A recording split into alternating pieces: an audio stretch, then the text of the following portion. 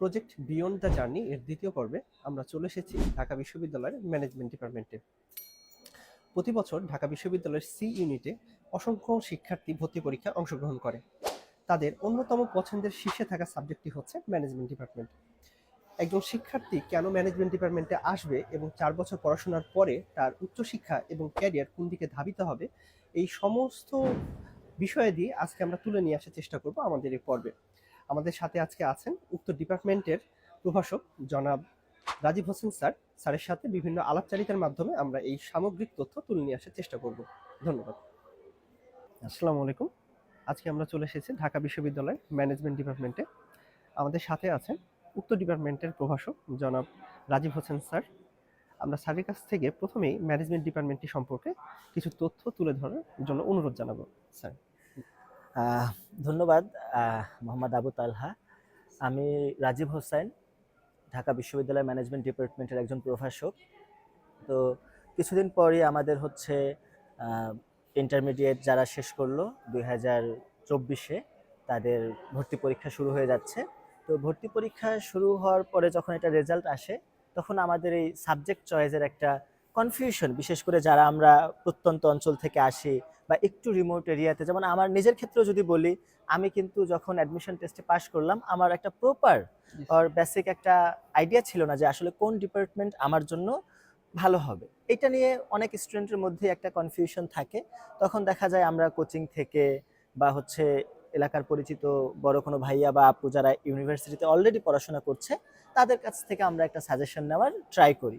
তো আমাদের faculty of business studies, যেটা এখানে টোটাল 9টা ডিপার্টমেন্ট আছে, 9টা ডিপার্টমেন্টের মধ্যে আমাদের ম্যানেজমেন্ট ডিপার্টমেন্ট এটা 1970 সালের দিকে যাত্রা করে। তার মানে হচ্ছে নিয়ারলি 45 ইয়ার্সের একটা এনরিচড হিস্ট্রি এখানে কিন্তু আছে।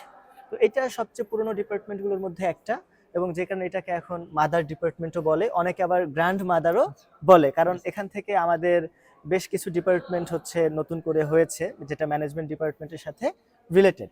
তো কোশ্চেন যেটা আসে যে আমাদের এই ম্যানেজমেন্ট ডিপার্টমেন্ট 1970 সালে শুরু হওয়ার পর থেকে একাডেমিক বিল্ডিংয়ে, এখানে আমাদের একাডেমিক বিল্ডিংয়ের দোতলায় মানে ফার্স্ট ফ্লোর যেটা আছে ওখানে টোটাল আমাদের 4টা রুম প্লাস হচ্ছে এমবিএ বিল্ডিং যেটা নতুন ভবন আমাদের, ওখানেও 2টা রুম আছে। আমাদের ডিপার্টমেন্টে টোটাল ফ্যাকাল্টি মেম্বার আছে নিয়ারলি 30 অ্যারাউন্ড। আর এর বাইরে টিচিং স্টাফ যারা টিচারদেরকে হেল্প করছে, আমাদের 7জন থেকে 8জনের মতো স্টাফও আছে যারা প্রয়োজনীয় সেবা দিয়ে থাকে আমাদের শিক্ষার্থীদের এবং শিক্ষকদের। তো আমাদের ডিপার্টমেন্টের মৌলিক যে বিষয়টা আছে সেটা হচ্ছে যে যেহেতু ম্যানেজমেন্ট ডিপার্টমেন্ট, তারা সবসময় হচ্ছে ডিসিশন মেকিং, লিডারশিপ ডেভেলপমেন্ট এই এরিয়াগুলোতে কাজ করে। প্লাস হচ্ছে আমাদের যারা অ্যাব্রোডে যেতে চাচ্ছে হায়ার স্টাডির জন্য তাদেরকেও কিভাবে ডেভেলপ করা যায়। যেমন রিসেন্টলি এখানে আমাদের চেয়ারম্যান স্যার একটা ট্রেনিং প্রোগ্রামের আয়োজন করলেন যেটা হচ্ছে ফান্ডামেন্টালস অফ রিসার্চ মেথোডোলজি। তো এই যে রিসোর্স মেথোডোলজির ফান্ডামেন্টাল কোর্সটা ওর একটা ট্রেনিং প্রোগ্রাম আয়োজন করার একটা মৌলিক উদ্দেশ্য কিন্তু কি ছিল, যারা দেশের বাইরে যেতে চায় অথবা টিচিং অর রিসার্চে ক্যারিয়ার করতে চায় তাদেরকে কি করা, হেল্প করা। দেন হচ্ছে আমাদের একটা লিসেনিং হাইভ রিসেন্টলি ওপেন করা হয়েছে এই 2025-এর ফার্স্ট ডেতে। এইটারও একটা পারপাস হচ্ছে যাতে স্টুডেন্টরা তাদের লিসেনিং যে স্কিল আছে সেটাকে কি করতে পারে, ডেভেলপ করতে পারে। তো এই দুইটা কিন্তু আমাদের একেবারে রিসেন্ট সংযোজন, লিসেনিং হাইভ অ্যান্ড হচ্ছে কি fundamentals of business research training course. তো এই ধরনের বিভিন্ন নিউ ইনিশিয়েটিভ আমাদের ডিপার্টমেন্ট থেকে আসে। তো পুরনো ডিপার্টমেন্ট হওয়াতে যেটা আমাদের সুবিধা হচ্ছে, আমাদের অ্যালামনাই অ্যাসোসিয়েশনটা কিন্তু অনেক স্ট্রং। বিশেষ করে আমাদের ম্যানেজমেন্ট নেট আছে যেখানে আমাদের অনেক সিনিয়র স্টুডেন্ট যারা এখন বাংলাদেশের এইচআর প্লাস অন্যান্য সেক্টরে লিডিং বিভিন্ন টপ যে পজিশনগুলো আছে সেখানে আছে। প্লাস হচ্ছে আমাদের আরেকটা অ্যালামনাই অ্যাসোসিয়েশন আছে যেটা হচ্ছে দ্য ম্যানেজমেন্ট ক্লাব লিমিটেড। তো এই ম্যানেজমেন্ট ক্লাবে কিন্তু রিসেন্ট যেসব স্টুডেন্ট আছে তারা কিন্তু ওখানে গিয়ে যারা কর্পোরেশন বিভিন্ন প্রাইভেট অর্গানাইজেশনে চাকরি করে তাদের সাথে একটা কমিউনিকেশন এবং কানেকশন ডেভেলপ করার সুযোগ পাচ্ছে। এবং আমি যেটা দেখলাম রিসেন্টলি ওরা বিভিন্ন viva program or corporate exposure related বিভিন্ন ইস্যু নিয়ে তারা কিন্তু আমাদের স্টুডেন্টদেরকে ডেকে নিয়ে যাচ্ছে আলোচনার জন্য।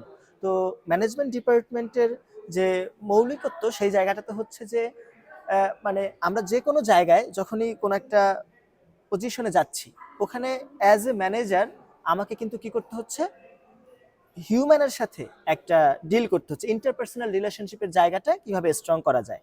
তো ম্যানেজমেন্ট ডিপার্টমেন্ট এই leadership development, decision making capability develop করা, রিসোর্স অ্যালোকেশন, ডিসিশনগুলো পারফেক্টলি নেওয়া, এই ধরনের ইস্যুগুলোতে, প্লাস হচ্ছে স্ট্র্যাটেজিক ম্যানেজমেন্ট, এই জায়গাগুলোতে আমাদের কিন্তু ফোকাসটা বেশি থাকে। প্লাস হচ্ছে আমরা যদি আমাদের ডিপার্টমেন্টের, যেহেতু একজন স্টুডেন্ট বিবিএ আর আন্ডার গ্রাজুয়েট প্রোগ্রামে যখন এনরোলমেন্ট করে তখন তারা বিবিএ এবং এমবিএ দুইটা প্রোগ্রামেই হচ্ছে কমপ্লিট করার সুযোগ পায়। তো বিবিএতে ম্যানেজমেন্ট ডিপার্টমেন্টে নিয়ারলি 40 কোর্সেস তাকে কমপ্লিট করতে হয়, প্লাস হচ্ছে এর সাথে আরো দুইটা কোর্স যুক্ত হয়, একটা হচ্ছে ইন্টার্নশিপ আর একটা হচ্ছে ভাইভা। তো বিবিএতে টোটাল হচ্ছে আমাদের 42 কোর্সেস, যেটার প্রত্যেকটাতে 3 ক্রেডিটস করে থাকবে, এবং in total 42 into 3 is equal to 126 ক্রেডিটের একটা বিবিএ ডিগ্রি কিন্তু তারা পাচ্ছে।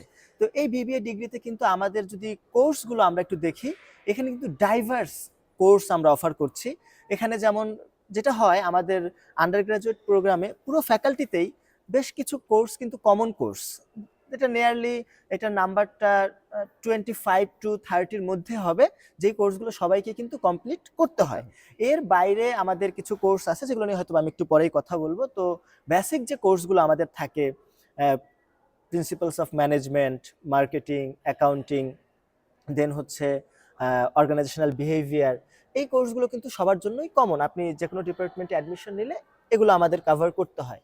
বাট আমরা যদি ম্যানেজমেন্টের দিকে ফোকাস করি স্পেসিফিক্যালি, ওখানে কিন্তু আমাদের বেশ কিছু স্পেশালাইজড কোর্স আছে, যেমন হচ্ছে স্ট্র্যাটেজিক ম্যানেজমেন্ট, দেন হচ্ছে আমাদের কনফ্লিক্ট ম্যানেজমেন্ট অ্যান্ড নেগোসিয়েশনস, আর এইচআরএম। আপনারা হয়তো বা জেনে থাকবেন যে ঢাকা বিশ্ববিদ্যালয়ের ম্যানেজমেন্ট ডিপার্টমেন্টে কিন্তু আমরা বিবিএটা ম্যানেজমেন্টে অফার করছি, বাট এমবিএটা কিন্তু অফার করছি কিসে, এইচআরএম এ, যেটার হচ্ছে এলাবোরেশনটা হচ্ছে হিউম্যান রিসোর্স ম্যানেজমেন্ট। ওকে, তো এইচআরএম এ যখন আমরা এমবিএটা কমপ্লিট করছি তখন কিন্তু আমাদের হিউম্যান রিসোর্স মানে মোস্ট ভাইটাল রিসোর্স, তাই না এটা? তো এই হিউম্যান রিসোর্সকে কিভাবে ম্যানেজ করতে হবে এটা কিন্তু আমরা এখান থেকে কি করতে পারছি, শিখতে পারছি। যেমন হচ্ছে এইচআর প্ল্যানিংটা আমরা কিভাবে করব, ট্রেনিং অ্যান্ড ডেভেলপমেন্ট আমরা কিভাবে করতে পারি, কিভাবে ট্রেনিং দিলে আমাদের এমপ্লয়ীদের ডেভেলপমেন্ট হবে, দেন হচ্ছে কম্পেনসেশন ম্যানেজমেন্ট। কারণ আমরা কিন্তু যখন একটা জব অপরচুনিটি ফাইন্ড আউট করার ট্রাই করি, ওখানে কিন্তু কম্পেনসেশনটা একটা মোস্ট ইম্পর্টেন্ট ফ্যাক্টর, যে কোন অর্গানাইজেশনটা আমরা চয়েস করব। তাহলে এই কম্পেনসেশন ম্যানেজমেন্টের ইস্যুগুলো, দেন হচ্ছে নেগোসিয়েশন অ্যান্ড কনফ্লিক্ট ম্যানেজমেন্ট, এই জায়গাগুলোতে কিন্তু আমাদের এখানে স্টুডেন্টরা পড়ার সুযোগ পাচ্ছে।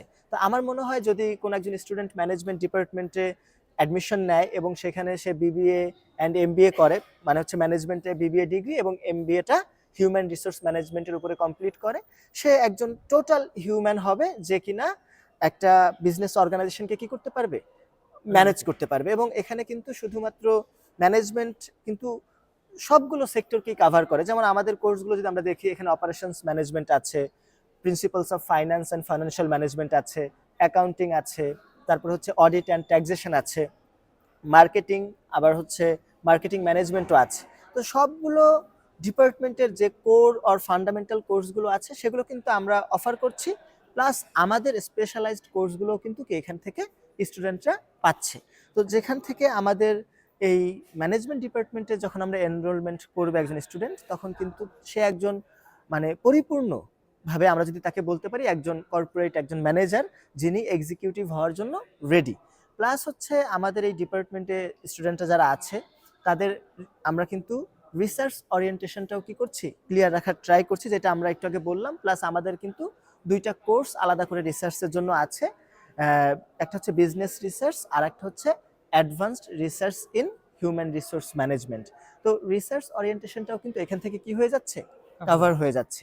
তো আমাদের এই ডিপার্টমেন্টে একজন স্টুডেন্টকে আমরা ওয়েলকাম করব, অবশ্যই তারা আসবে, আমাদের সাথে একটা ভালো বন্ডিং হবে। এবং এইটা আমাদের টিচার যারা আছে, যদি ফ্যাকাল্টি মেম্বারদের কথা বলি, তারা কিন্তু খুব আন্তরিক এবং কোঅপারেটিভ, এবং আমাদের ডিপার্টমেন্টের অনেক প্র্যাকটিস আছে যেটা খুব স্টুডেন্ট ফ্রেন্ডলি। এবং এটা যদি আমাদের যারা নতুন করে ডিপার্টমেন্টে অ্যাডমিশন নিতে চাচ্ছে, তারা যদি আমাদের অ্যালামনাই অর রিসেন্ট যারা পাশ করে বের হয়ে গেল অর কারেন্ট স্টুডেন্ট তাদের সাথে কথা বলে, তারা কিন্তু এই ব্যাপারটা পাবে যে আমাদের টিচাররা খুব ফ্রেন্ডলি বিহেভ করার ট্রাই করে, স্টুডেন্টের সুবিধা অসুবিধায় তাদের পাশে থাকার চেষ্টা করে। যেমন বিশ্ববিদ্যালয়ে আমরা হচ্ছে বিভিন্ন সময় দেখি আমাদের স্টুডেন্টদের শুধুমাত্র একাডেমিক ইস্যুস না, এর বাইরেও কিন্তু পার্সোনাল অনেক ইস্যুস থাকে। ফাইন্যান্সিয়াল অনেক সময় ক্যাপাবিলিটিতে একটু দেখা যায় ক্রাইসিস থাকে, এবং অন্যান্য বিভিন্ন ফ্যামিলি প্রয়োজন কিন্তু থাকে। সেখানেও কিন্তু আমাদের অ্যালামনাই যারা আছে, প্লাস টিচাররা এবং ডিপার্টমেন্টের তরফ থেকেও কিন্তু তাদের পাশে দাঁড়ানোর চেষ্টা করা হয়। তো এই জায়গাগুলোতে আমাদের অনেক কাজ হচ্ছে, এবং আমাদের তৌফিকুল ইসলাম স্যার চেয়ারম্যান হিসেবে দায়িত্ব নেওয়ার পরে উনি বিভিন্ন কর্পোরেট অর্গানাইজেশনের যারা সিইও আছে, অর টপ লেভেল ম্যানেজমেন্টে যারা আছে, তাদেরকে আমাদের ডিপার্টমেন্টে ইনভাইট করে তাদের সাথে কিভাবে একটা কোলাবোরেশন করা যায়, মানে একাডেমি টু হচ্ছে আমাদের কর্পোরেট, এই দুইটার মধ্যে একটা কোলাবোরেশন, অর যে গ্যাপটা থাকে এই গ্যাপটাকে কিভাবে রিডিউস করা যায়, এটা কিন্তু কাজ করছে।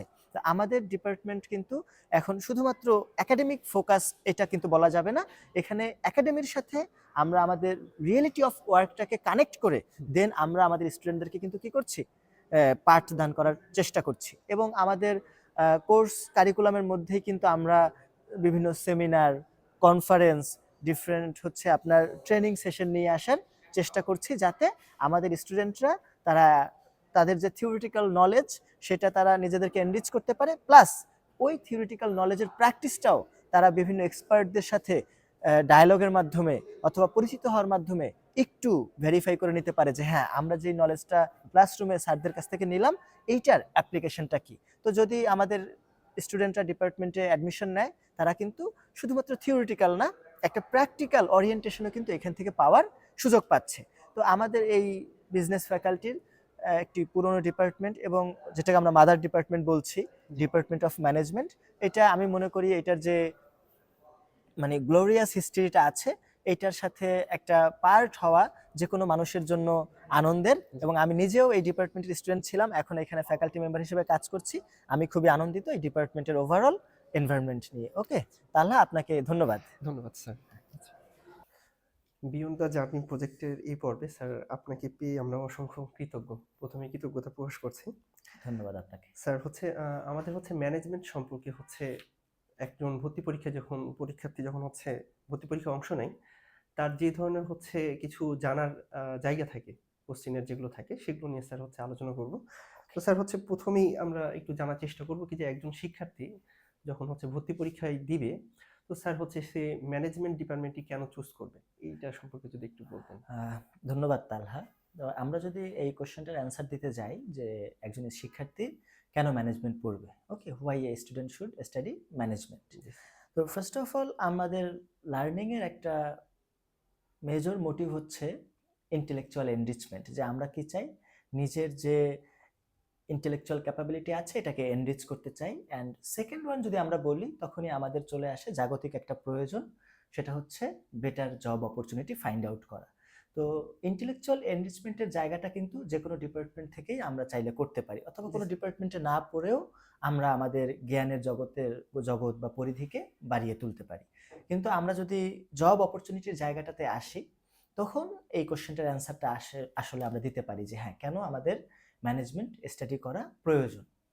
তো যখনই একজন স্টুডেন্ট আমাদের ম্যানেজমেন্ট ডিপার্টমেন্টে আসে, জবের আগেও যেই জায়গাগুলোতে আমাদের স্পেশালাইজেশন আছে সেটা আমি একটু বলতে চাচ্ছি, দেন আমরা জবের বিষয়টাতে ফোকাস করব। ওকে, তো ম্যানেজমেন্ট ডিপার্টমেন্টে আমাদের যদি বলি, একটা কনসেপ্ট হচ্ছে ম্যানেজমেন্ট ইজ ইউনিভার্সাল। তার মানে আমরা কিন্তু আমাদের জীবন এবং জগতের যে কোনো জায়গায় ম্যানেজমেন্টকে কিন্তু কি করতে পারি, কানেক্ট করতে পারি। ঠিক আছে, সেটা আমাদের বিজনেস অর্গানাইজেশন হোক অর নন বিজনেস, সেটা কোনো স্মল অথবা বিগ কোনো মাল্টিন্যাশনাল কর্পোরেশন হোক, অথবা সেটা সোশ্যাল অর্গানাইজেশন হোক, সেখানে কিন্তু আমাদের ম্যানেজমেন্ট দরকার হয়। ঠিক আছে, তো একজন স্টুডেন্ট যেখানেই থাকুক, মোর দেন ওয়ান পিপল যখন থাকে, সেখানে কিন্তু কেউ একজন ম্যানেজ করে এবং অন্যরা তাকে কি করে, ফলো করে। এই যে ম্যানেজমেন্টের যে ক্যাপাবিলিটি অর স্কিল সেট, এইটা যদি একজন স্টুডেন্ট ডেভেলপ করতে চায়, তাহলে কিন্তু তাকে আসতে হবে ম্যানেজমেন্ট ডিপার্টমেন্টে। কারণ ম্যানেজমেন্ট ডিপার্টমেন্টের আমাদের যেটা আমরা করি, একজন স্টুডেন্টের ডিসিশন মেকিং ক্যাপাবিলিটি নিয়ে আমরা কাজ করি, তাদের লিডারশিপ ডেভেলপমেন্টে আমরা কাজ করি, দেন হচ্ছে তাদের ডিসিশন মেকিং যে ক্যাপাবিলিটি, প্ল্যানিং এর যে কাজটা, এটা কিন্তু আমাদের এখান থেকেই হচ্ছে। তো ম্যানেজমেন্ট ডিপার্টমেন্টে যখন একজন স্টুডেন্ট অ্যাডমিশন নিচ্ছে, তার এই ক্যাপাবিলিটিগুলো তো ডেভেলপ হবে, যেটা পরবর্তীতে তাকে একটা ভালো জব পেতে সাহায্য করবে। প্লাস জব পাওয়া ছাড়াও কিন্তু আমরা যখন কি চাই, যে একজন ভালো মানুষ হতে চাই, এই ভালো মানুষ হওয়ার শিক্ষাগুলোও কিন্তু ম্যানেজমেন্ট ডিপার্টমেন্টে আছে। যেমন আমাদের এখানে যারা ফ্যাকাল্টি মেম্বার আছে, তারা কিন্তু খুব কোঅপারেটিভ আমাদের স্টুডেন্টদের সাথে। দেখা যায় যে যে কোনো প্রয়োজনে তারা কিন্তু আমাদেরকে রিচ আউট করতে পারে এবং তাদের প্রয়োজনগুলো আমরা সলভ করার সর্বোচ্চ চেষ্টা করি। বিশেষ করে আমাদের এখানে স্টুডেন্ট অ্যাডভাইজার আছে, তারা 24/7 কিন্তু স্টুডেন্টের সেবায় কি থাকে, নিয়োজিত থাকে। স্টুডেন্ট যে কোনো সময় তাদেরকে প্রয়োজনীয় সময়ে ফোন দিলে তারা কিন্তু তাদের পাশে থাকে। তো আমাদের এই ধরনের হেল্পিং হ্যান্ড হিসেবে তো ম্যানেজমেন্ট ডিপার্টমেন্ট আছে। প্লাস হচ্ছে আমাদের এই ক্যাপাবিলিটি ডেভেলপমেন্টের জায়গাটাতেও কিন্তু ম্যানেজমেন্ট ডিপার্টমেন্ট থেকে আমরা করতে পারি। এবং জব অপরচুনিটিতে যদি আমরা দেখি, তখন আমাদের তো বিবিএটা ম্যানেজমেন্টে আমরা অফার করি, বাট এমবিএটা কিন্তু আমাদের হচ্ছে হিউম্যান রিসোর্স ম্যানেজমেন্ট, এইচআরএম এ।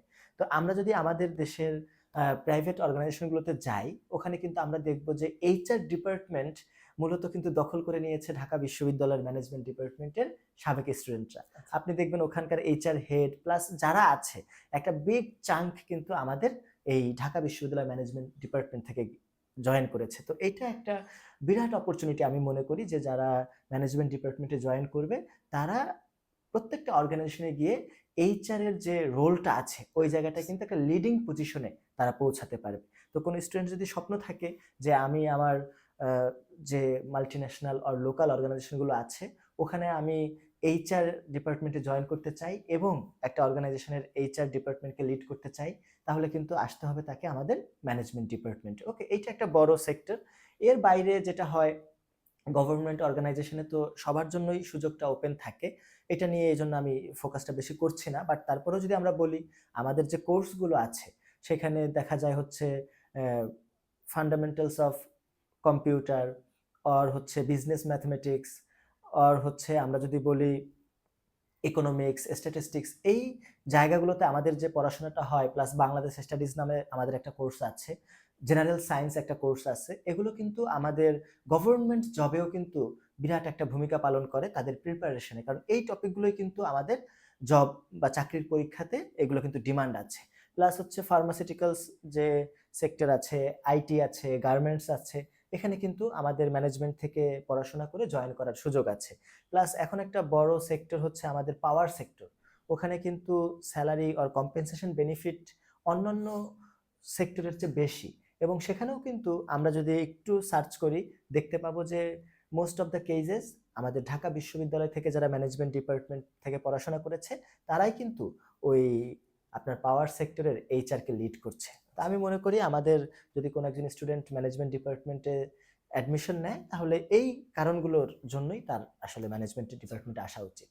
আচ্ছা স্যার, হচ্ছে এক্ষেত্রে যদি বলি, একজন শিক্ষার্থী যখন হচ্ছে প্রথমে অ্যাডমিট হলো ম্যানেজমেন্ট ডিপার্টমেন্টে, 4 বছরে স্যার হচ্ছে মূলত কি কি বিষয় সে পড়বে এখানে? যদি হচ্ছে মেইন ক্রাইটেরিয়া বা হচ্ছে সেগমেন্টগুলো যদি বলেন স্যার। ওকে, আমাদের ঢাকা বিশ্ববিদ্যালয়ে যেটা হয়, বিজনেস ফ্যাকাল্টিতে টোটাল যে 9টা ডিপার্টমেন্ট আছে, এখানে কিছু কোর কোর্স আছে যেগুলো কিন্তু সব ডিপার্টমেন্টেই কি পড়ানো হয় বা অফার করানো হয়। তো এই কোর কোর্স যেগুলো আছে, যেমন হচ্ছে কিছু কোর্স অ্যাকাউন্টিং থেকে আসে, ব্যাংকিং থেকে, ম্যানেজমেন্ট থেকে, প্লাস হচ্ছে ইন্টারন্যাশনাল বিজনেস, এই জায়গাগুলো থেকে কিন্তু আমাদের সব ডিপার্টমেন্টেই কমন কিছু কোর্স পড়ানো হয়। এর বাইরে স্পেশালাইজড যদি আমরা বলি, ম্যানেজমেন্টের ফোকাসটা কিন্তু আসে কোথায়, স্ট্র্যাটেজিক ম্যানেজমেন্টে আমরা বলতে পারি। তো একটা অর্গানাইজেশনকে ম্যানেজ করার জন্য আমাদের যত ধরনের স্কিলস সেট দরকার, এটা কিন্তু ম্যানেজমেন্ট ডিপার্টমেন্ট অফার করছে। যেমন আমাদের একটা কোর্স আছে এন্টারপ্রেনারশিপ ডেভেলপমেন্ট। এখানে কিন্তু আমাদের একজন স্টুডেন্ট সে শুধু কিন্তু জব, অন্য প্রতিষ্ঠানে নিজে জব করবে এরকম না, অন্যের জন্য জব অপরচুনিটি ক্রিয়েটও করবে। তো এই জায়গাতে আমরা কিন্তু তাকে এন্টারপ্রেনারশিপ ডেভেলপমেন্ট কোর্স অফার করছি, যাতে সে নিজেকে কি করতে পারে, ডেভেলপ করতে পারে। এর বাইরে ফার্স্ট ইয়ারে যেটা দেখা যায়, আমরা একেবারেই মৌলিক যে বিষয়গুলো আছে, যেমন introduction to business, principles of marketing, principles of accounting, principles of management and Bangladesh studies, এই 5টা কোর্স কিন্তু আমরা অফার করি। দেন সেকেন্ড সেমিস্টারে আমাদের ইকোনমিক্স, এরপরে আস্তে আস্তে insurance, statistics, audit, advance accounting, taxation, এইসব বিষয়গুলো কিন্তু আমাদের এখানে পাঠদান করা হয়। তার মানে এখানে কিন্তু ম্যানেজমেন্ট ডিপার্টমেন্টে শুধু যে ম্যানেজমেন্টের টপিক আর সাবজেক্টগুলো পড়ানো হচ্ছে তা না, এখানে কিন্তু ডাইভার্স ফিল্ড থেকে নিয়ে এসে কোর্সগুলো অফার করা হচ্ছে, যাতে একটা ইন্টিগ্রেটেড বিজনেস নলেজ একজন স্টুডেন্টের থাকে। সে শুধু ম্যানেজমেন্টই পড়বে তা না, সব ডিপার্টমেন্টের এই একটা বেসিক ইন্ট্রোডাকশন কিন্তু তার থাকবে। ওকে, দেন এর বাইরে আমাদের ফোর্থ ইয়ারে দেখা যায় যে history of management thought or strategic management, এই জাতীয় ম্যানেজারিয়াল ইস্যুস যে ইনভলভমেন্ট যেগুলো আছে সেই কোর্সগুলো আমরা অফার করে থাকি। এর বাইরে আমরা যদি এমবিএতে ফোকাস করি, এমবিএটা আমি আগেই বলেছি যে আমরা এমবিএটা অফার করছি কিসের উপরে, স্ট্রিমটা কি, হিউম্যান রিসোর্স ম্যানেজমেন্ট একটা আছে, আর একটা হচ্ছে স্ট্র্যাটেজিক অ্যান্ড ইন্টারন্যাশনাল ম্যানেজমেন্ট, যেটাকে আমরা সংক্ষেপে এসআইএম বলি। তো একজন স্টুডেন্ট যদি এইচআরএম স্ট্রিম থেকে এমবিএ ডিগ্রিটা কমপ্লিট করে, ওখানে কিন্তু আমাদের strategic HRM, then compensation benefits, training and development, advanced research methods in human resource management, conflict management and negotiation, এই ধরনের টপিকগুলোতে তাদের কিন্তু একটা বেসিক তৈরি হয়ে যাচ্ছে। প্লাস হচ্ছে আমাদের এখানে কিন্তু ম্যানেজমেন্ট ডিপার্টমেন্টে আর একটা ফিল্ড হচ্ছে লেবার ল। আমাদের টোটাল 3 কোর্সেস অফার করা হয়, যেটা লেবার অ্যান্ড আদার ইস্যুজে আছে, যেটা হচ্ছে একটা হচ্ছে কমার্শিয়াল ল, যেটা হচ্ছে আমাদের লেবার লর সাথে সরাসরি কানেক্টেড না, বাট লয়ের সাথে কানেক্টেড।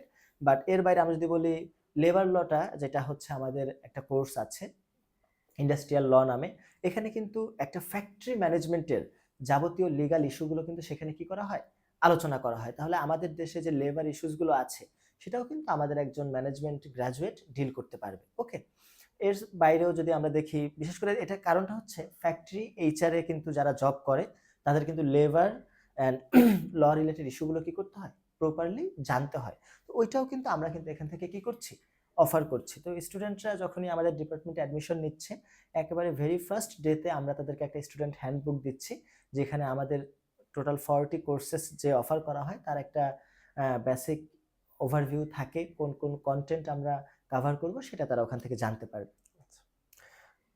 স্যার হচ্ছে অনেক সময় দেখা যায় কি যে একজন শিক্ষার্থী হাতে গোনা কয়েকজন এরকম থাকে কি যে হচ্ছে ফল করে অনেক সময় ভালো রেজাল্ট করতে। ওকে, তো স্যার হচ্ছে এই ক্ষেত্রে মানে কোন কোন বিষয়গুলো মানে কাজ করে? ধন্যবাদ। আমরা বিশ্ববিদ্যালয়ে এই ব্যাপারটা একটু কমন দেখতে পাই যে জি, একাডেমিক লাইফে যারা এসএসসি আর ইন্টারমিডিয়েটে এ প্লাস খুব পেয়েছে, ভালো স্টুডেন্ট অথবা ছিল। স্কুলে বা কলেজে রোল নাম্বার খুব প্রথম দিকে ছিল, জি, টপ জি, স্টুডেন্ট বলা যায়, রোল নাম্বার 1, হ্যাঁ, সেকেন্ড আর থার্ড পজিশনে যারা ছিল, তারা ইউনিভার্সিটিতে এসে কোনো রকম পাশ করতে পারলেই হ্যাঁ, বাঁচি আর কি, ছেড়ে দে জি, মা কেঁদে বাঁচি, এরকম একটা জি, পজিশনে চলে আসে। তো এইটা আমাদের ইউনিভার্সিটি বা গ্রাজুয়েশন লেভেলে একটা মানে প্যাথেটিক ইস্যু, যে এত মেধাবী একজন বা ব্রাইট স্টুডেন্ট, সে কেন এভাবে চিন্তা করবে যে আমি কোনো রকম পাশ করতে পারলেই হয়। জি, তো এই জায়গাটাতে আমার কাছে মনে হচ্ছে যে বিশ্ববিদ্যালয়ে যখন আসে একজন স্টুডেন্ট, একটা ফার্স্ট ব্যারিয়ার হচ্ছে আমরা কিন্তু ম্যাক্সিমাম স্টুডেন্ট হচ্ছে বাংলা মিডিয়াম থেকে আসি। জি, বাংলা মিডিয়াম থেকে আসার কারণে দেখা যায় এখানে কিন্তু আমাদের পড়াশোনাটা টোটালি কিন্তু ইংলিশ মিডিয়ামে। তো ইংলিশ মিডিয়ামে যখন হচ্ছে পড়াশোনাটা, বাংলা থেকে ইংলিশে এসে অনেকে কোপ আপ করতে পারে না। কারণ আমাদের কিন্তু যখন আমরা কোনো কিছু থিঙ্ক করি, আমরা কিন্তু বাংলায় করি। আমরা যখন স্বপ্ন দেখি, আমরা বাংলায় দেখি। জি, সবকিছু আমাদের বাংলায় যেহেতু আশেপাশে। ওরিয়েন্টেশন, তো ওখান থেকে যখন ইংলিশে আমরা পড়াশোনাটা করি, এইটা অনেকে কোপ আপ করতে পারে না। যে কারণে দেখা যায় যে অনেকের মধ্যে একটা মুখস্থ করার একটা টেনডেন্সি চলে আসে। বাট এত পড়াশোনা আসলে মুখস্থ করাটা খুব ডিফিকাল্ট হয়ে যায়। তো আমার কাছে মনে হয় ফার্স্ট যে ব্যারিয়ারটা, এটা হচ্ছে ল্যাঙ্গুয়েজ ব্যারিয়ার, যে বাংলা থেকে ইংলিশে শিফট করার কারণে তারা অনেক সময় দেখা যায় এটাতে ইন্টারেস্ট পাচ্ছে না। তো আমার মনে হয় এই জায়গাটা হয়তোবা একটা সময় ওভারকাম করতে পারে, জি, বাট ফার্স্ট সেমিস্টারটা কিন্তু খুব চ্যালেঞ্জিং। তো এখানে আমি যেটা বলব, স্টুডেন্টরা কোনো কিছুই ওভাবে মানে point to point or word to word মুখস্থ করার দরকার নাই। একটা জেনারেল ওভারভিউ তারা যাতে নিজের ভিতরে নিতে পারে সেভাবে তারা পড়াশোনা করবে। আর যদি এই জায়গাটাতে প্রবলেম থাকেই যে আমি খুব চ্যালেঞ্জ ফেস করছি, তখন আমি মনে করি তার উচিত হবে তার হল থেকে বা তার পরিচিত যারা আছে বড় ভাইয়া বা আপু, তাদের হেল্প নেওয়া, অথবা তার পিয়ার গ্রুপ যেটা আছে। ক্যাম্পাসে কিন্তু আমাদের দেখা যায় অ্যাসাইনমেন্ট প্রেজেন্টেশন পারপাজে ডিফারেন্ট গ্রুপ থাকে। তো তাদের সাথে আলোচনা করে কিভাবে পড়াশোনা করা যায়, প্লাস হচ্ছে যেই ফ্যাকাল্টি মেম্বার ওই কোর্সটা কন্ডাক্ট করছে তার সাথেও একটু পার্সন টু পার্সন কমিউনিকেট করা, তাকে গিয়ে একটু নিজের উইকনেসটা অর চ্যালেঞ্জটা অর ডেভেলপমেন্টের যে স্কোপটা আছে এটা তাকে যদি জানাতে পারে, এটা আমার মনে হয় তাদের জন্য ভালো হবে। তো এটা হচ্ছে ফার্স্ট একটা চ্যালেঞ্জ আমাদের জন্য যায়। সেকেন্ড যদি আমরা বলি, সেখানে হচ্ছে ইউনিভার্সিটির একটা কালচার দাঁড়িয়ে গিয়েছে। আমাদের সিনিয়ররা অনেক সময় বলে যে সিজিপিএ ডাজেন্ট ম্যাটার।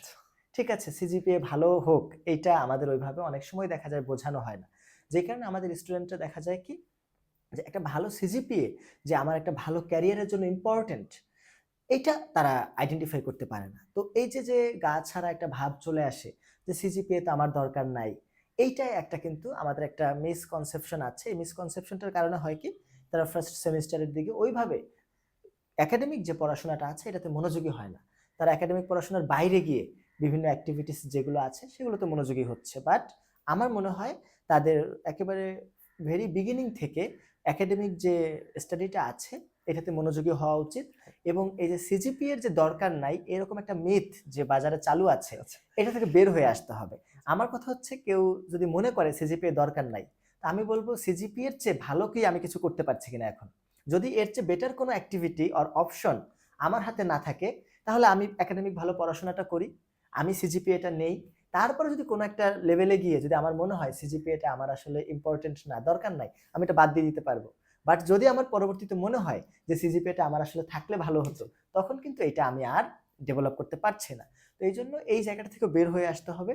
এবং সবসময় আমরা যেটা বলবো, পজিটিভ পিপল যারা আছে স্টুডেন্টদেরকে আমরা বলবো যে নিজের চেয়ে স্মার্ট যারা, তাদের সাথে চলাফেরা যাতে করে।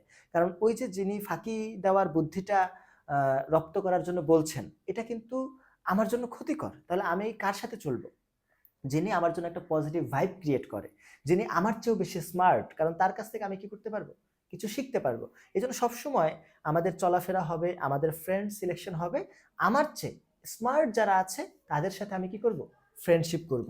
এবং বিশ্ববিদ্যালয়ে আরেকটা ইস্যু হচ্ছে, আমাদের যে প্রত্যেকটা সেকশন অর ব্যাচে মাল্টিপল সাবগ্রুপ থাকে, অথবা যে গ্রুপগুলো আছে, আমি মনে করবো এই গ্রুপ সিলেকশনটা খুব ইম্পর্টেন্ট। আমার গ্রুপের ফ্রেন্ডরা যদি ভালো পড়াশোনা করে, তাদের যদি পজিটিভ থিঙ্কিং থাকে, ওরিয়েন্টেশন থাকে, তাহলে অটোমেটিক্যালি তাদের ওই পজিটিভনেসটা আমার ভিতরে কি করবে? পাস করবে। আর যদি আমি সব নেগেটিভ পিপলের সাথে মিশি, যারা একটু পড়াশোনাতে ফাঁকি দিতে চায় অথবা ওইভাবে ফিউচার ওরিয়েন্টেশনটা নাই, তখন কিন্তু আমার জন্য খুব চ্যালেঞ্জিং তাদের ওই বলয় থেকে বের হয়ে আসা। তো এই জন্য পজিটিভ পিপল যারা আছে, যারা ফিউচার ওরিয়েন্টেড চিন্তা করে, তাদের সাথে চলতে হবে এবং স্মার্ট পিপলদের সাথে কি করতে হবে? চলতে হবে সব সময়। তো এই দুইটা ব্যারিয়ার যদি আমার মনে হয় তারা ওভারকাম করতে পারে, এক হচ্ছে যে ল্যাঙ্গুয়েজের যে ব্যারিয়ারটা আছে এটা, আরেকটা হচ্ছে যে তার সারাউন্ডিংস থেকে যে ইনপুটটা তারা পাচ্ছে এটা যদি পজিটিভ হয়। তো এর বাইরে আরেকটা সমস্যা থাকে এখন, সেটা হচ্ছে যে ফার্স্ট ইয়ার থেকেই দেখা যায় অনেককে বলা হয় যে ডিপার্টমেন্ট তো এত গুরুত্বপূর্ণ না, তুমি জবের প্রিপারেশনটা শুরু করে দাও। তো এইটা আমার মনে হয় খুবই ডেঞ্জারাস একটা ইস্যু হচ্ছে আমাদের সোসাইটিতে। একজন স্টুডেন্ট বিশ্ববিদ্যালয়ে আসবে, একাডেমিক বইয়ের বাইরেও বিভিন্ন ফিকশন আর নন ফিকশন বই তারা পড়বে, এক্সট্রা কারিকুলার অ্যাক্টিভিটিসে তারা জয়েন করবে, বিভিন্ন ওয়ার্কশপে তারা যাবে, নিজেকে এক্সপ্লোর করবে। ওই এরিয়াটা কিন্তু কি, যে নিজের আননোন এরিয়াটাকে এক্সপ্লোর করার একটা সময়। কিন্তু সেই সময় শুধু যদি আমি সেন্ট্রাল লাইব্রেরিতে আর অন্য কোনো একটা রিডিং রুমে গিয়ে শুধুমাত্র কিছু গাইড বই পড়ে নিজের যে কোর টাইমটা আছে, গোল্ডেন টাইম আমরা বলতে পারি, এই টাইমটা ওয়েস্ট করার কোনো মিনিং আমি দেখি না। কেউ যদি চাকরি করতে চায়, প্রিপারেশন নিতে চায়, আমার কোনো প্রবলেম নাই, বাট সেটার জন্য কিন্তু পারফেক্ট টাইমিংটা ইম্পর্টেন্ট। আমি তো ফার্স্ট ইয়ার থেকেই এটাকে কোনোভাবেই কিন্তু সাজেস্ট করি না। ফার্স্ট ইয়ার থেকে আমার মনে করি একজন স্টুডেন্টের দায়িত্ব হচ্ছে একাডেমিক পড়াশোনাটা ভালো মতো করা, প্লাস একাডেমিক পড়াশোনার বাইরে কিছু কো কারিকুলার অ্যাক্টিভিটিস থাকে। কেউ যদি মনে করে সে ডিবেট করবে, করতে পারে। কেউ মনে করলো সে কবিতা আবৃত্তি করবে, করতে পারে, কোনো প্রবলেম নাই। বিভিন্ন অর্গানাইজেশন কিন্তু এখানে আছে, বাঁধন আছে, ঠিক আছে, এগুলোতে সে মেম্বারশিপ নিতে পারে। বাট একাডেমিক পড়াশোনাটা ঠিক রেখে আমি বলবো বাকি কাজগুলো করার জন্য। ঠিক আছে? আচ্ছা, ওকে স্যার। হচ্ছে আমরা যখন একটা ডিপার্টমেন্টে পড়াশোনা করি, তো আমাদের স্যার অনেকেরই লক্ষ্য থাকে হচ্ছে হায়ার স্টাডিজে। তো আমি যদি বলি কি যে অ্যাজ এ স্টুডেন্ট ম্যানেজমেন্ট ডিপার্টমেন্টের, আমি যদি হচ্ছে হায়ার স্টাডিজ চিন্তা ভাবনা করি, তাহলে স্যার হচ্ছে এইটার জন্য প্রিপারেশন আমার হচ্ছে কোন সময় থেকে নেওয়াটা দরকার, আর হচ্ছে আমি কি কি বিষয় মাথায় রাখবো এই ক্ষেত্রে? ধন্যবাদ। আমার কাছে মনে হয় যে এখন বাংলাদেশের যে কন্ডিশনটা চলছে, বিশেষ করে পলিটিক্যাল আনরেস্টের কারণে অ্যাব্রোডে যাওয়ার টেন্ডেন্সিটা স্টুডেন্টদের মধ্যে আগের চেয়ে অনেক বেশি, জি। এবং যেটা হয়তো বা আজ থেকে 5 বছর আগে যা ছিল আমার মনে হয় তার চেয়ে এখন ডাবল হয়ে গিয়েছে। তো এটা একটা ইম্পর্টেন্ট কনসার্ন আমাদের জন্য, যে যদি আমরা যখন ম্যানেজমেন্ট ডিপার্টমেন্টে আসলাম জি। তখন আমরা যদি পরবর্তীতে বিদেশে যেতে চাই পড়াশোনার জন্য, সেটা এমফিল হতে পারে, মাস্টার্স হতে পারে, পিএইচডি হতে পারে, তখন আসলে আমাদের করণীয়টা কি? তো আমি যেটা বলবো, একেবারে ফার্স্ট স্টেজ থেকে যদি কেউ শুরু করতে চায়, তখন তার ফার্স্ট রেসপন্সিবিলিটি হচ্ছে ডিপার্টমেন্টের যে একাডেমিক পড়াশোনাটা আছে এটা ভালো মতো করা। জি। কারণ হচ্ছে আমরা যদি একাডেমিক জায়গাটায় নিজেকে ডেভেলপ করতে পারি, সেখানে যদি একটা ভালো সিজিপিএ থাকে, এটা কিন্তু পরবর্তীতে আমাকে অ্যাডমিশন পেতে এবং স্কলারশিপ পেতে হেল্প করতে পারে। ঠিক আছে? প্লাস হচ্ছে আমি যখন ভালো পড়াশোনা করছি, তার মানে আমার ফিল্ড রিলেটেড একটা বেসিক জি। নলেজ কিন্তু আমার থাকবে, হুম। যেটা আমাকে পরবর্তীতে কিন্তু হেল্প করবে আমাকে এক্সপ্লোর করার ক্ষেত্রে, যে আমি কোন ফিল্ডে এমবিএ করব অর পিএইচডি করব। তো প্রথম দায়িত্বটা হবে আমাদের একটা ভালো সিজিপিএ যাতে আমার থাকে, এইটা কিন্তু আমাকে হেল্প করবে। দেন সেকেন্ড হচ্ছে, কেউ যদি মনে করে যে আমি হ্যাঁ এখনই একাডেমিক পড়াশোনার পাশাপাশি একটু প্রিপারেশন নিতে চাই, সেক্ষেত্রে সে দুইটা কাজ করতে পারে। একটা হচ্ছে আইএলস জিআরইর মতো যে ধরনের এক্সামগুলো আছে এগুলোর প্রিপারেশন নেওয়া, প্লাস হচ্ছে রিসার্চ। তো আমরা যদি যদি ম্যানেজমেন্ট ডিপার্টমেন্টের স্টুডেন্টদের কথা বলি, তাহলে আমি বলব তারা তাদের বেসিক একাডেমিক পড়াশোনার বাইরে আইএলস এর প্রিপারেশনটা কিন্তু নিতে পারে। আর যেহেতু ওই যে ফার্স্ট একটা ব্যারিয়ার বললাম, যে ল্যাঙ্গুয়েজ ব্যারিয়ার, যেটার কারণে আমরা কোপ আপ করতে জি। পারছি না। তো কোন স্টুডেন্ট যদি আইএলস প্রিপারেশন নেয়, এটা যেমন তাকে অ্যাব্রোডে যেতে হেল্প করতেছে, মাস্টার্স আর পিএইচডির ফান্ডিং পেতে হেল্প করতেছে, অ্যাডমিশন পেতে হেল্প করতেছে, এইটা কিন্তু তার একাডেমিক লাইফেও ডিরেক্টলি ভালো সিজিপিএ পাওয়ার ক্ষেত্রে হেল্প করবে। তো এই আইএলস অর জিআরই প্রিপারেশনটা নিতে পারে। স্যার প্লাস এই প্রিপারেশন যদি হচ্ছে বলি সেকেন্ড ইয়ার বা থার্ড ইয়ার বা ফোর্থ ইয়ার মানে কখন থেকে নিলে বেটার হবে? আমার মনে হয় এটা যদি থার্ড ইয়ারের শুরু থেকেই থার্ড ইয়ারের আমরা শুরু থেকে। স্টার্ট করে দেই, জি। তাহলে আমাদের জন্য হয়তোবা ভালো হবে। কারণ জি। হচ্ছে ফার্স্ট ইয়ার, সেকেন্ড ইয়ারটা আমি একটু নিজের মতো করে একাডেমিক পড়াশোনা জি। করলাম, প্লাস নিজেকে একটু এক্সপ্লোর করলাম যে কেন আমি আব্রোডে যেতে চাই, কোন দেশে যেতে চাই। কারণ জি। অনেকগুলো কান্ট্রি আছে, অনেকগুলো ইউনিভার্সিটি কিন্তু এখানে থাকে। জি। যেমন আমি যদি মনে করি আমি ইউএসএ তে যাব, তাহলে আমার কিন্তু প্রিপারেশনটা একরকম। আবার আমি ইউকে, অস্ট্রেলিয়াতে যাব, তাহলে কিন্তু জি। আমার প্রিপারেশনটা একটু ডিফারেন্ট। তো ফার্স্ট ইয়ার, সেকেন্ড ইয়ারটা যদি আমি একটু নিজেকে টাইম দেই, নিজের অপরচুনিটিগুলো এক্সপ্লোর করি, ক্যারিয়ার পাথগুলো কোথায় কি আছে একটু জানার চেষ্টা করি, দেন আমার মনে হয় থার্ড ইয়ারের শুরু থেকে যদি আমরা আস্তে আস্তে প্রিপারেশনটা শুরু করি, আমার মনে হয় দেখা গেল ফোর্থ ইয়ার শেষ করতে করতে আমার একটা গুড প্রিপারেশন আর একটা স্কোর কিন্তু চলে আসবে। জি। তখন আমি কিন্তু অ্যাপ্লাই করা শুরু করতে পারি। তো এই ক্ষেত্রে আমাদের কিন্তু অনেকগুলো অপশনস আছে। আমরা চাইলে ইউনাইটেড কিংডমটা দেখতে পারি, ইউকে। জার্মানি যেতে পারি, জি। অস্ট্রেলিয়া আছে, জাপান আছে, এবং রিসেন্টলি কিন্তু চায়না আমাদের কিন্তু অনেক স্কলারশিপ কিন্তু প্রোভাইড অফার করছে। করছে। এটাও কিন্তু একটা ইমার্জিং ফিল্ড, যেখানে আমরা যেতে পারি, একটা কান্ট্রি যেখানে আমাদের জন্য সুযোগ আছে। প্লাস হচ্ছে কানাডাতে যারা যেতে চায়, ইউএসএ আছে, এবং হচ্ছে নরওয়ে, সুইডেন, ডেনমার্ক, এই কান্ট্রিগুলোতেও কিন্তু কি ম্যানেজমেন্ট স্টুডেন্টদের জন্য মাস্টার্স বা এমবিএ এবং পিএইচডি করার অপরচুনিটি আছে। তো এর বাইরে আরেকটা কাজ আমার একটু ফোকাস করতে হবে, যেটা হচ্ছে বাইরে যাওয়ার ক্ষেত্রে রিসার্চটা কিন্তু অনেক সময় দেখা যায় একটা ইম্পর্টেন্ট একটা রোল প্লে করে। তো সেক্ষেত্রে আমরা যদি স্টুডেন্ট লাইফ থেকে, বিশেষ করে ফোর্থ ইয়ারে যদি যখন আমরা থাকি, তখন যদি একটা বা দুইটা রিসার্চ পেপার একটু করা যায়, বা ওটা যদি আমি নাও জি, স্যার। করতে পারি, আমাদের এখানে দুইটা ইন্টার্নশিপ কিন্তু আমরা অফার করি। একটা হচ্ছে বিবিএ ডিগ্রিটা যখন আমরা একাডেমিক 4 ইয়ার্স যে প্রোগ্রামটা, এটা শেষ হওয়ার পরে একটা ইন্টার্নশিপে তাদের কিন্তু জয়েন করতে হয়, এবং এমবিএ এর পরেও আমাদের একটা ইন্টার্নশিপ আছে।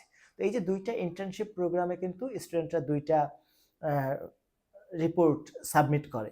তো এই রিপোর্ট ২ টা যদি তারা একটু ভালো অর্গানাইজেশন, বিশেষ করে মাল্টিন্যাশনাল অর রিনাউন্ড কোনো প্রাইভেট অর্গানাইজেশন থেকে তারা ইন্টার্নশিপটা কমপ্লিট করে এবং একটা অথেন্টিক জেনেরিক একটা রিপোর্ট তারা প্রোডিউস করে, তখন কিন্তু এই ২ টা রিপোর্ট তারা কি করতে পারে? পাবলিশ করতে পারে। তো এই ২ টা রিপোর্টকে একটু আর্টিকেলে কনভার্ট করে যদি পাবলিশ করা যায়, তাহলে প্রসেসের মধ্যে কিন্তু আমার ২ টা রিসার্চ পেপার চলে আসতেছে। তো এটা যদি একটু ভালো জার্নাল, অ্যা র‍্যাংকড অর ইনডেক্সড যে জার্নালগুলো আছে Q1 অর Q2, Q2।